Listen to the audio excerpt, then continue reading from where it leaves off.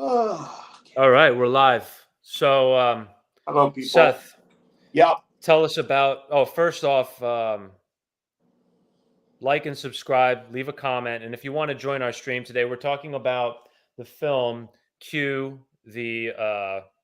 What is this? The tagline? Q. Well, it was called Q, Right. but you said it's been redistributed as Q Winged Serpent, or The when it winged came to Q, the TV. winged serpent. Yeah.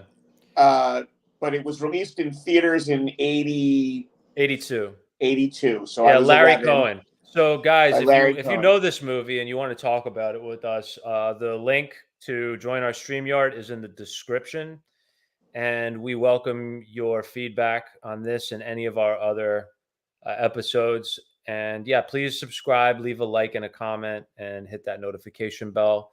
Seth, tell us about the film So I was Q, the 11 when Winged this film Serpent. came out, and I was really excited for this film to come out because it was about a giant monster that lived in the city that my father worked in, New York City, where I was born, but growing up in Ridgewood, New Jersey, and it lived in the Chrysler building with an egg the size of a Volkswagen.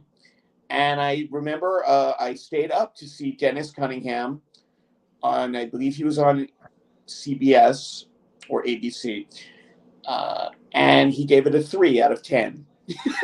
And I was like, uh-oh, I guess my likes and interests are not critically acclaimed here. Right. The other story about Q is, if you look in one of Roger Ebert's guides, the story about Q is Rex Reed ran into the director, Larry Cohen, and he said, I just saw Q.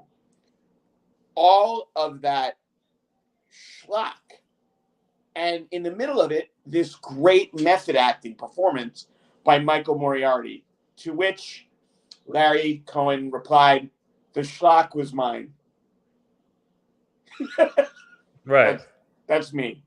The method performance by Michael Moriarty, he had nothing to do with it. So what did you like better, Seth? The schlock or the method acting of Michael Moriarty?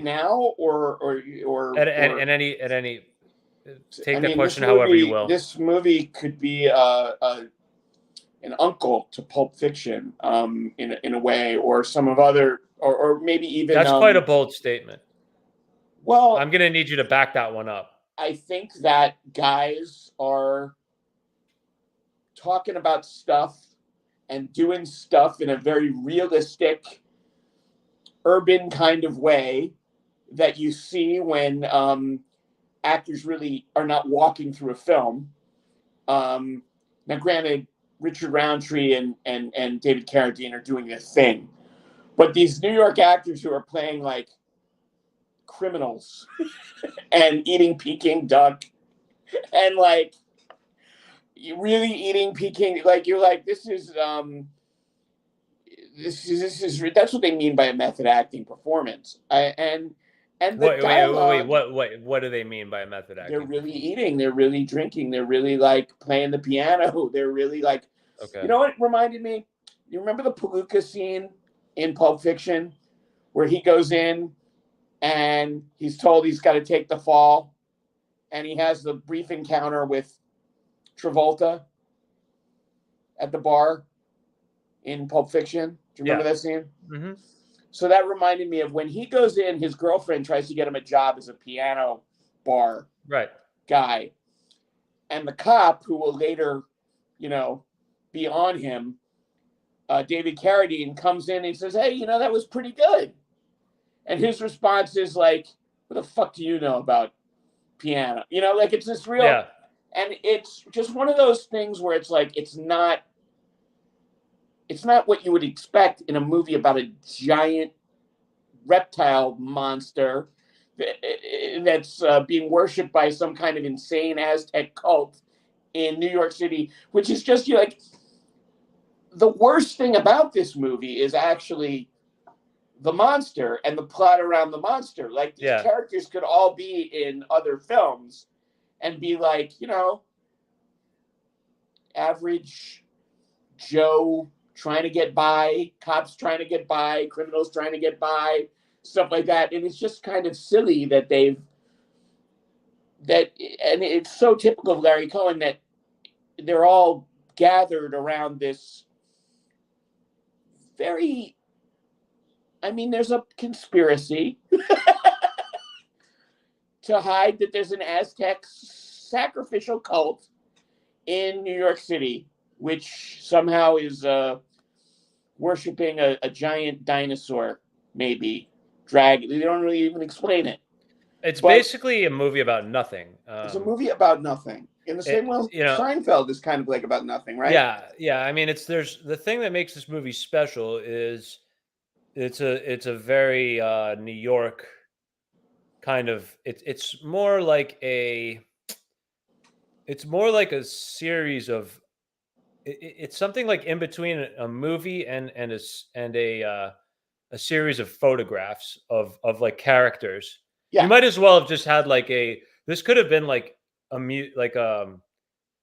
gallery piece. Larry Cohen could have just taken a bunch of photographs of photographs from a tall building looking out at the Chrysler building with some digital or whatever monster superimposed, and then pictures of the characters and the cops and people hanging out and the humans. This could have been like just like a hipster photo art show, or imagine at an art gallery rather than a movie. People, if you watch this, if you've been watching up to this point, imagine you're watching Reservoir Dogs, and it begins, and they're telling the story about why you should tip or not tip waitresses, and they're talking about Madonna's like a virgin and what it really means. Right. But instead of the heist getting fucked up, because the heist gets fucked up, a giant monster grabs Mr. Blonde or Mr. Blue or Mr. White and eats him, and then it gets back to being Reservoir Dogs. This is kind of like the Larry Cohen universe. You know what I'm saying? Yeah. In a way, like the bird is so incidental, but Michael Moriarty, when these guys who betrayed him get eaten by the bird, he's like, eat them, yeah, eat them. You're why like, not? Why not? Like this alliances shift all the time, Yeah. I mean, and his relationship with his girlfriend, Candy Clark, is gritty and real and urban and not. There's nothing romantic about it. It's just these are two people who I guess they're compatible, or their incompatibilities are compatible with each other. But, I mean, that moment where he goes in and she has to pretend not to know him, because the manager will get rid of him and not let him audition on the piano. That's a real New York thing when you tell someone, come in and I'll see. You mean to pretend to be an authentic audience member, not just somebody I know? Yeah. Right. Yeah. So, yeah, it's definitely a New York musician thing. Guys, come to my show, but pretend like when you get an audition and the reader or the assistant director or the stage man, like someone's done you a favor, but you don't know if it's okay to go, hey, Arnold, and hug him, Right, exactly, yeah. Keep this looking professional, do the best you can, and get out, it's so that's in there. Yeah. But, I mean, we could go down a very deep rabbit hole just on Larry Cohen, his career, his sister, who was one of the biggest old school film PR people up until her murder in a driveway in LA. His sister was murdered? His sister was murdered, yeah. By whom? By a hood during a robbery, a professional robber, like a career criminal. Like a random... It was a random, yeah, I think there was a shootout and she got caught in the crossfire. She was doing press for Alice in Wonderland, PR. But she's one of the reasons he was so successful is she was in it to win it as a PR person for film. So she had established herself in the industry before he had? Or Yeah, in fact, when Carrie came out and John Travolta made the jump from being on Welcome Back, Kotter to having to do promotions and be on talk shows because of Right. Carrie, and he was going to be the next big thing. Right. She did his PR for him. Got it. Yeah. So she's very important, and then his career spanned from he's a city college, he's a SUNY guy or CUNY, New York filmmaker. He did some pretty big blaxploitation films in the beginning. Then he goes on this whole thing with horror mostly. He keeps using Michael Moriarty over and over and over again. And this is before Michael Moriarty gets on. Michael Moriarty, some people remember this. Law and Order. He's the first Law and Order guy. Yeah. And that was like a big deal because he was like a real New York Irish American actor. Like people in the 80s always talked about his Richard III. Right. In New York. Yeah, he's comes from that whole blue collar method, gritty New York sort of like background that a lot of our favorite legendary actors like Al Pacino and all those guys. I mean, was he actually in the actor studio? Or I don't know if he's in an actor studio, but he's of that ilk. He's of that ilk. He's definitely.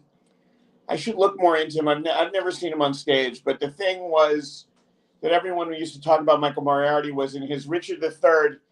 When his Richard finally got the throne and was king, he didn't even know how to sit on the throne.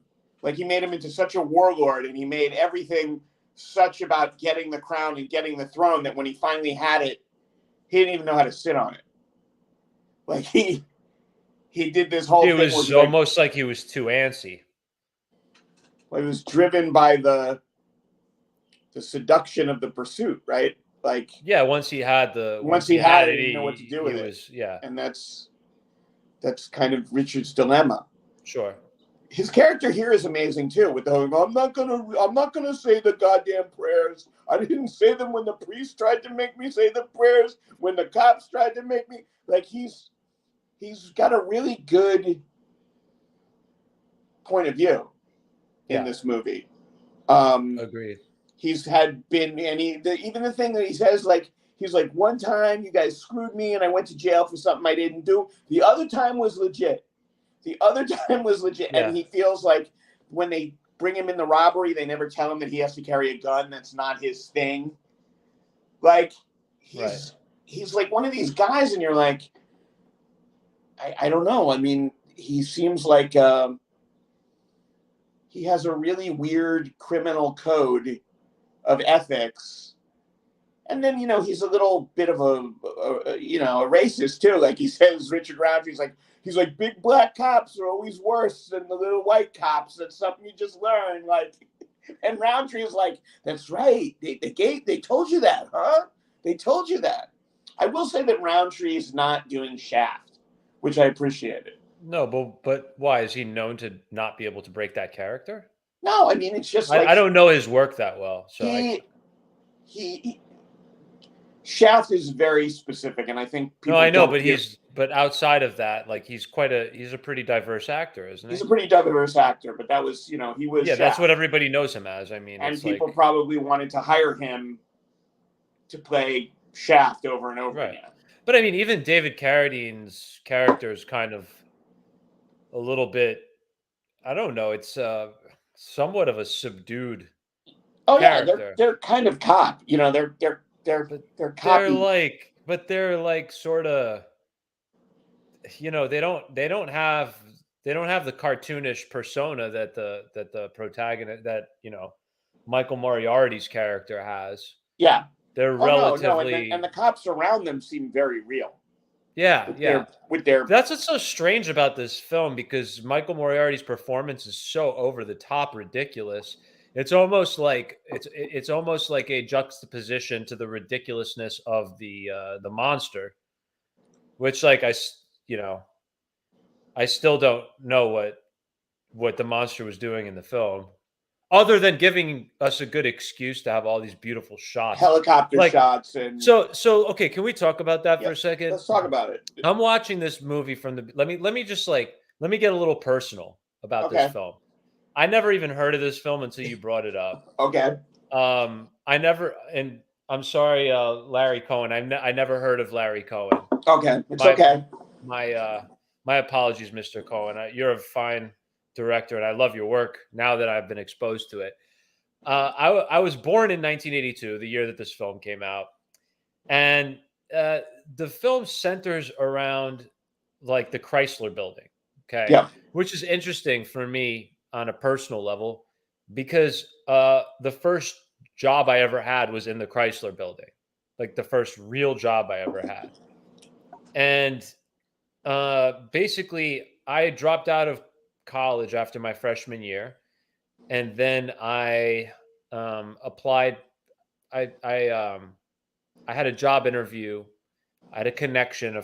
A friend of mine's father was the partner at this law firm. This kid that I went to elementary school with, and I needed a job. I dropped out of college. My parents weren't supporting me or anything, and I had to just sort of figure it out. And I was 19 years old, living with roommates in in the city. Actually, I moved out of the city to Queens. Having grown up in Manhattan in relative comfort, I'm crammed into this really crappy apartment in Queens where like I don't have hardly any heat. Like I'm freezing my ass off in the wintertime, no heat. I mean, that's neither here nor there, but it was just like my entire world like turned upside down all at once because I had this job interview for this file clerk job, entry level at this law firm. The day of my interview was 9/11, like like Ugh. the day that I had my interview. And you know, and so obviously like I didn't go to work. There was all this fear and paranoia. My sister calls me. I was like sleeping in.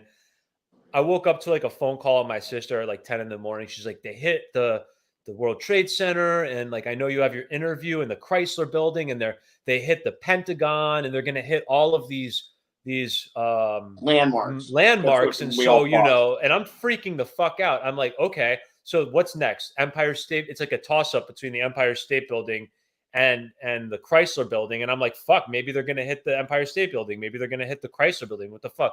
And I mean, I knew at that point, like everybody was evacuating all these places. There's no way. I didn't even call up to see.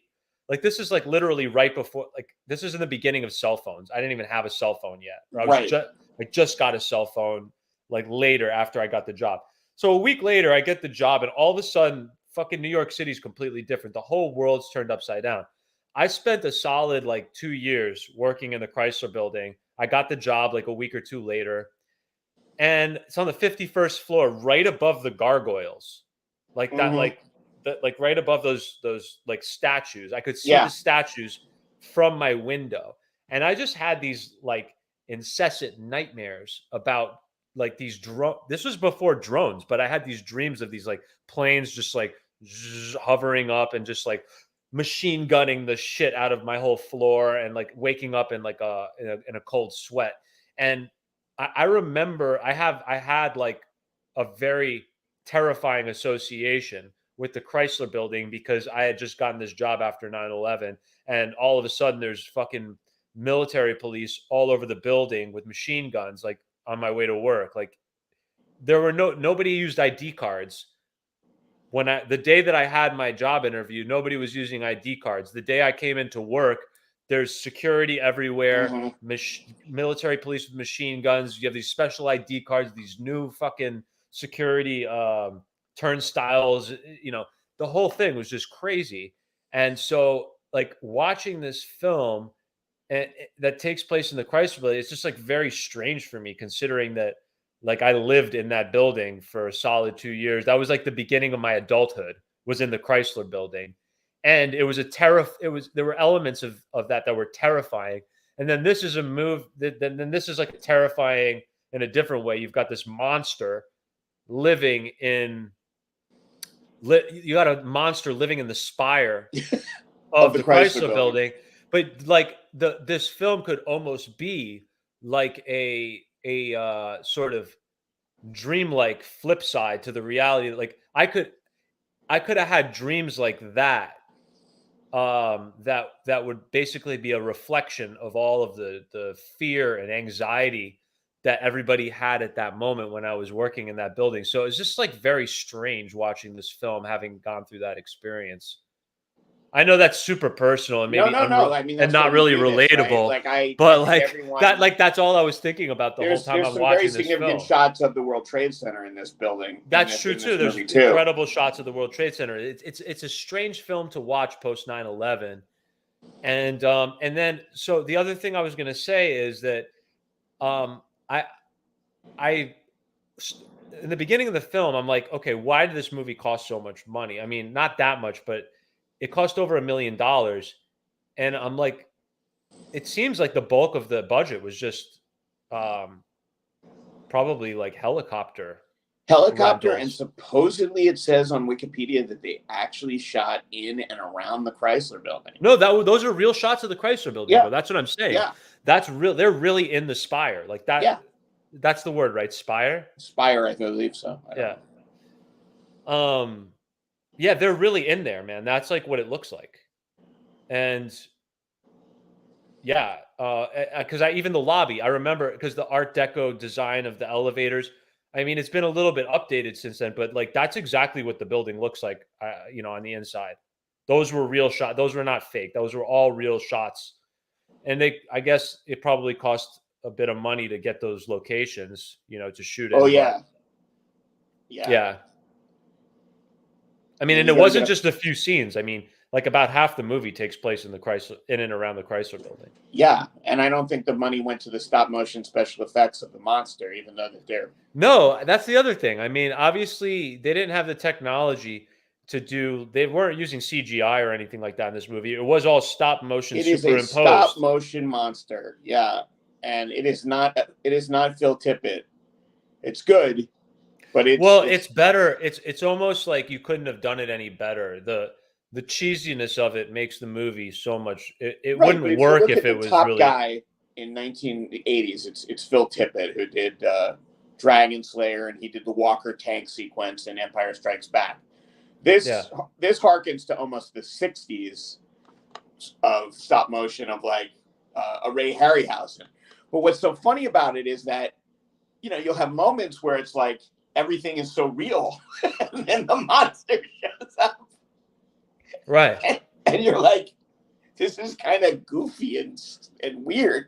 Okay, so what's the name of this style of film? Like the Japanese, is it called kaiju or kaiji? Yeah, but it's technically not a kaiju film because But it's kind of it clearly is. influenced It's by a it, right? monster movie. It would be considered a monster movie, but it's So what differentiates it from a kaiju?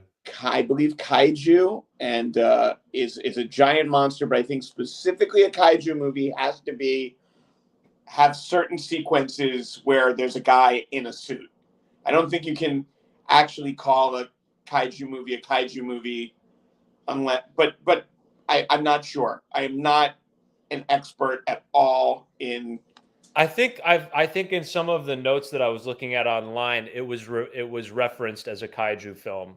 But at the very least, it has a lot of parallels. It has to it. definitely a lot of I mean, parallels. nobody ever did anything like this before the Japanese did. Godzilla. What's interesting or also King Kong. that I think differentiates it from a kaiju, most kaiju movies is Q just wants to kind of like live in the Chrysler building and take care of its egg and feed off the occasional person. He's not looking to destroy Brooklyn.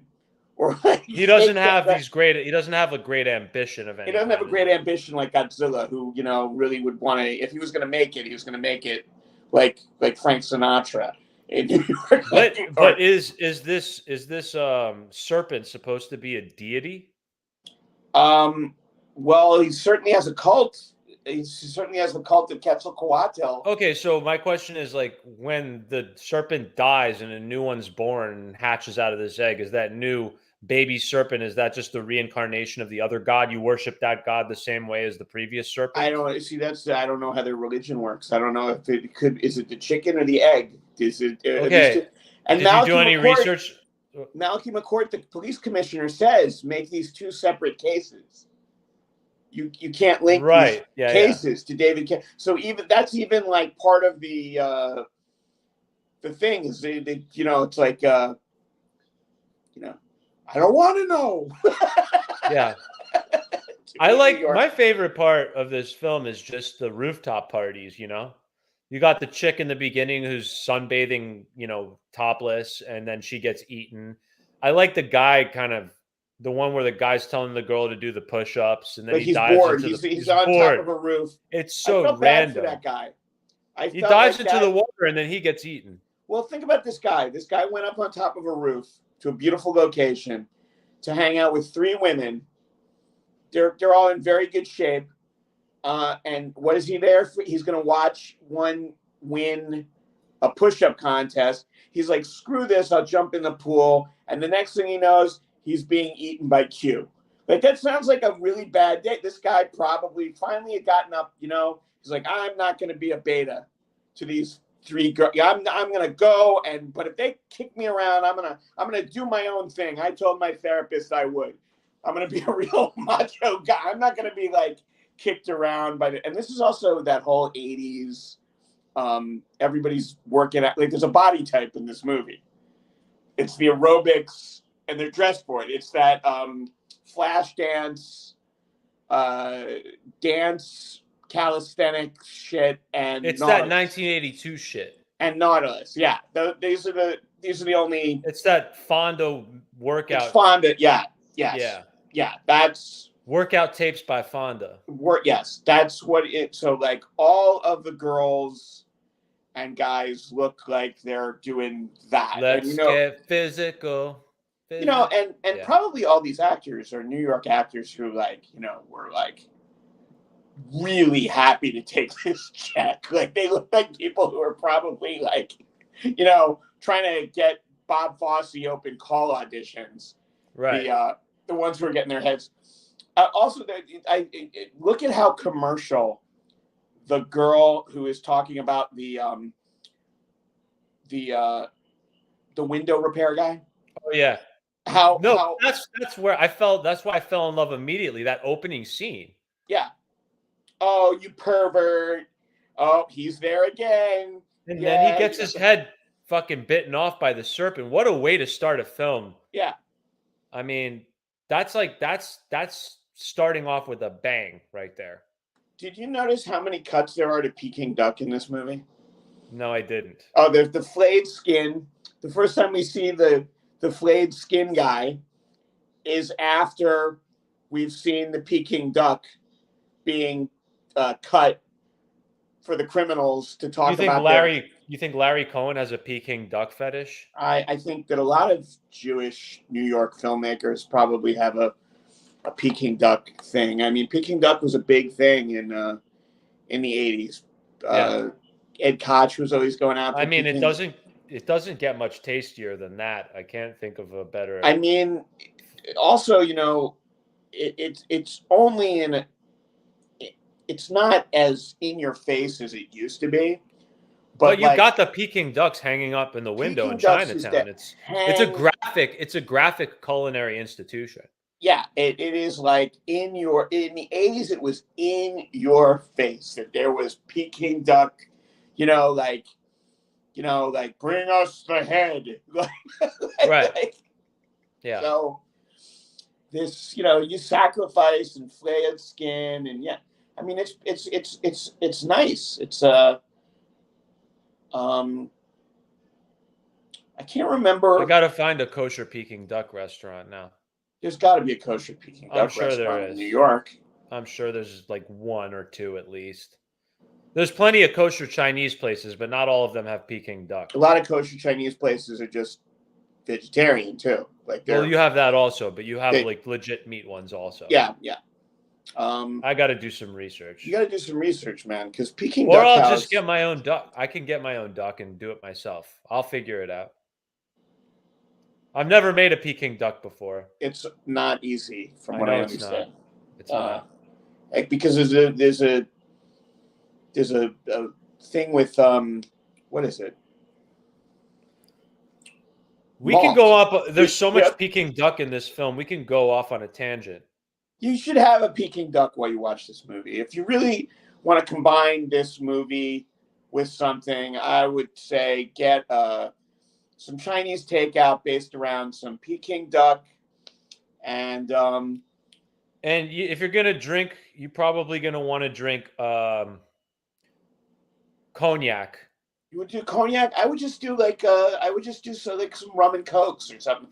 Some mixer with That works too. Cocktails, cognac, anything sweet and boozy works yeah, with sweet and Chinese food. boozy, or I guess you could do some beers, some Tsingtaos, or any kind of beer with the Peking. But I mean, what? Well, Kieran, is there what beers are there that are reminiscent of a flying monster, and cocktails that are Reminiscent of a monster? of a flying monster? Yeah, like there's got to be a drink that you know. Yeah, I don't know. I'd have to think about that I one. don't know, or something Mexican, like Peking duck. Well, you can always do Dos Equis, right? It's Dos Equis, or you could do ambassadors, which are the El Ambassador is instead it's an tequila orange juice instead of a vodka orange juice. The El Ambassador. I used to be a big drinker. What's up? Okay, so this is what it says. Ducks are bred especially for the dish, and they're slaughtered after 65 days and seasoned before being roasted in a closed or hung oven. Yeah. I don't know what a hung oven is. They hang them. An oven that's spacious enough to hang a fowl inside of it. Yeah. That makes sense. And they blow up their skin somehow. Like they fill them with air.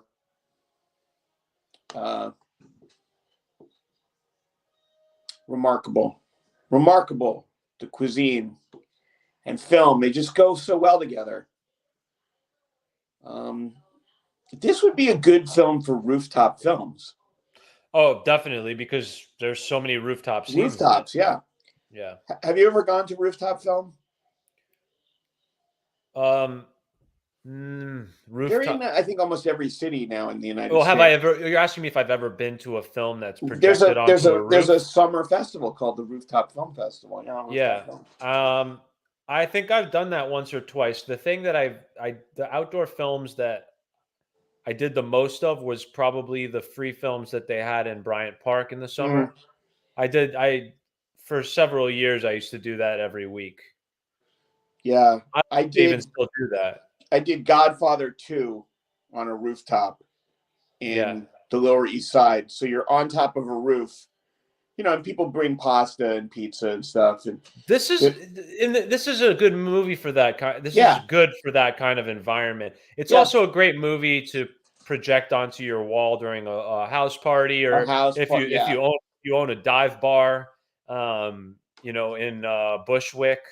It's an appropriate movie to project onto, or just to play in the background. Now the last rooftop that Q dies on is right near your apartment, right? Isn't it? Wasn't that Union Square? The last rooftop, like at the very end? Yeah, like isn't he dying on a building on like 15th Street and like? Fuck, man, I'm gonna have to go back and Union Square. I think that's Union Square.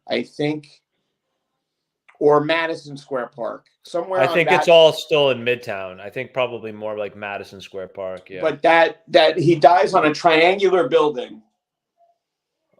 A triangular building? Could that be the Flatiron?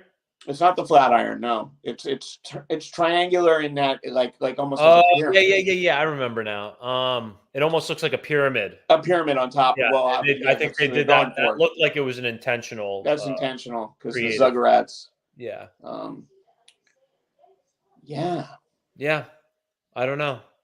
Now, I think it might have been like Murray Hill, like around the Flatiron District or somewhere around there. Might be close to to Union Square, but it's not in. I don't think it's in Union Square per se. But I have to go back and look now. Other New York legend in this movie who has not been doing very well is one of my friends on Facebook. Malachi McCourt is the commissioner of police. Malachi McCourt. Malachi. You know Malachi's bar on the Upper West Side? No. Okay, there's a place called Malachi's. He used to own that. And he is Frank McCourt's brother, Malachi, who wrote Angela's Ashes and Tis. Frank McCourt wrote those books. Malachi is his brother, and they are both characters in the movie Angela's Ashes as kids. They grew up in Ireland and came to New York and pursued acting. And Frank McCourt was an author, and he was mostly known as Mr. McCourt. Generations of Stuyvesant kids had him as their English teacher. But Malachi is still around, but I heard that he's not well. I heard he's in a hospice right now, the last time he was. But he was on WBAI. I grew up listening to Malachi McCourt say off-putting things one summer when I was a drama camp counselor. So Malachi McCourt is in that. He plays a lot of Irish cops. If you look at his career, he plays a lot of bartenders and Irish cops. He's in Untouchables. Well, he's 91 years old now. He's 91 years old now. Yeah. He was in the scene where he tells Connery to like kind of step down in Untouchables. He's the Irish. He's which one? He's the Irish cop who says, what are you doing running with the Dagos? Right. And you should step down and take care of your own. And wait, he's saying that to whom? To Connery. Oh, to Sean Connery, right. Yeah. Yeah. So, yeah, he's a very good character actor career, and funny guy. Yeah, he wrote a memoir. He wrote a memoir called "A Monk's Swimming," right? In 1998, about his life in Limerick. Yeah. And about coming to America. Yeah. Yeah. Interesting.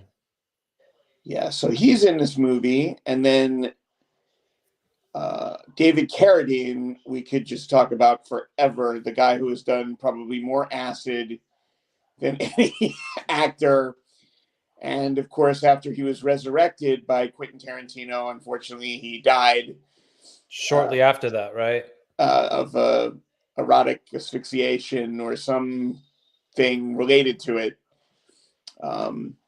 in a hotel room somewhere in the Asia, I think it was China or Hong Kong or Thailand. I don't know. It was somewhere in Asia. And gotcha. It was it was, but yeah, he was, he was a very interesting dude and, of the Carradine actor family clan. And he's pretty good in this one. But sometimes, when he was doing that like kung fu thing and really drugged up, you didn't know who he was. Well,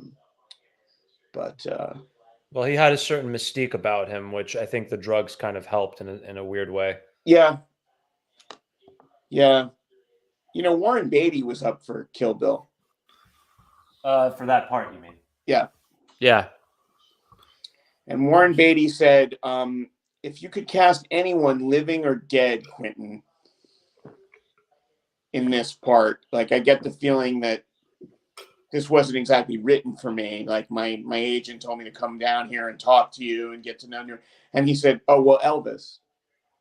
Like Bill would be Elvis when Elvis had his black belt. And like, that's who Quentin said to, but after everything is all said and done, can you really imagine anybody better than David Carradine for that role? No, because it's like Dracula, right? Like it's a role that depends more on what's said about him and what little we see of him until he's the guy. Yeah. Who's watching movies with a little girl. Right. Like it's a yeah. Um, and yeah, I don't know that much about David Carradine except that he I did see him once on Dick Cavett, and I didn't imagine how big he was, like athletically big. You know, Cavett's Really insane. Yeah, he takes up a lot of space. interesting. So So what do we have up next, bro? what up next? Well, I think we were gonna do I Spit I on Your spit on your Grave, grave. I bet we and could get. I bet we could get Dina, my sister, on that one. Growing Up with I Spit on Your Grave. Oh, the And documentary. the documentary. Yeah. Yes, I think we should do that. Um, and Judy texted us. Yeah, she's not going to make it next week. Is she not going to make it next week? Okay, No. so we'll figure it out. We'll either push it back or yeah, maybe we'll find something else to we'll do have for Dina, next week. or just because it's such a legendary horror. I would like to get somebody who, like, this film had a deep impact on in the time that it came out. We can ask Dan Simon if he can get us in touch with Shetler. Oh, that would be cool. Yeah, if we could get him. But do you think he would want to do that? I mean, I don't know that he seems like he doesn't really want to revisit. I don't know. That was always the rumor about I Spit on Your Grave. But he is in that. He is in the. He's in the documentary. He's in the documentary. Yeah. Okay. Yeah, that would be cool if we could get him. Yeah. We'll see. Yeah. Well, I think we're good. Yeah, I think we're good. We don't have to go much longer on this one today. Yeah. I think we covered it, and I hope you guys enjoyed this one. Yep. Go watch Q, The Winged Serpent. It has nothing to do with QAnon or anything like that. It's Q, the Winged. But it anything's possible. Anything's it's possible. Q, the Winged Serpent. It's streaming on Shudder. It's free on Freebie. I saw it. Yeah, you can watch it on Freebie with ads. If you have the Shudder horror extension on Amazon Prime, you can watch it on there. It's a very interesting film. It's beautifully shot. You'll enjoy it. If you're a campy horror fan, you'll like it. If you like cheesy 80s movies, you'll also like it. If you like New York locations. And if you want to see really cool New York look, if you're born in the 80s and you want to get nostalgic, watch this film. You're going to get a lot of good shots from your childhood. Yeah. All right, guys. Until next time. Peace Later. Out. Bye. Did we have anyone?